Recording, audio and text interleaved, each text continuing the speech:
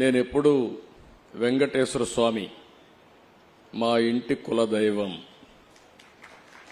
మా ఇంట్లో నుంచి నేరుగా చూస్తే మంగాపురం సైడు గోపురం అక్కడంతా కూడా 3 నామాలు కనబడుస్తూనే ఉంటాయి. ఇంట్లో నుంచి పైన ఎక్కి చూస్తే తిరుమలలో ఉండే 3 నామాలు ఇంటి దగ్గర నుంచి చూసే అవకాశం వస్తుంది.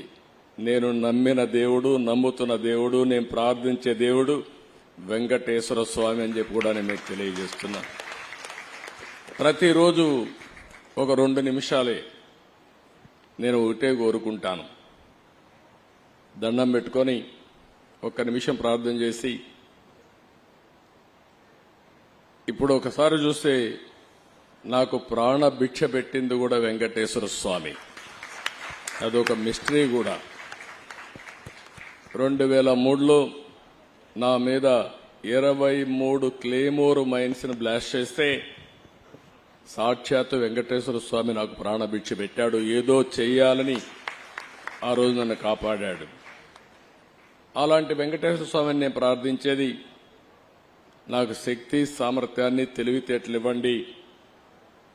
ప్రపంచంలోనే తెలుగు జాతి నెంబర్ 1 జాతిగా ఉండడానికి ఆశీర్వదించండి.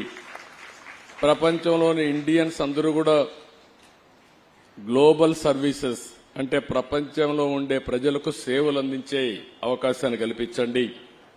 ఈ దేశంలో పేదరికం లేని సమాజం, అందుకే ఇటీవల నేను మాట్లాడుతున్నా జీరో పావర్టీ.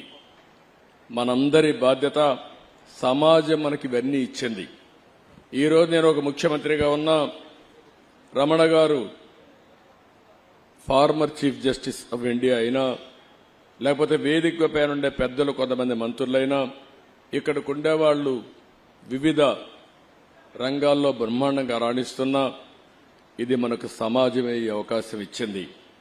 అలాంటి సమాజంలో పేదరికాన్ని, అందుకే నేను ఒక స్లోగన్ తీసుకున్నా, zero poverty nation, zero poverty state, zero poverty village మనందరి బాధ్యత కావాలి.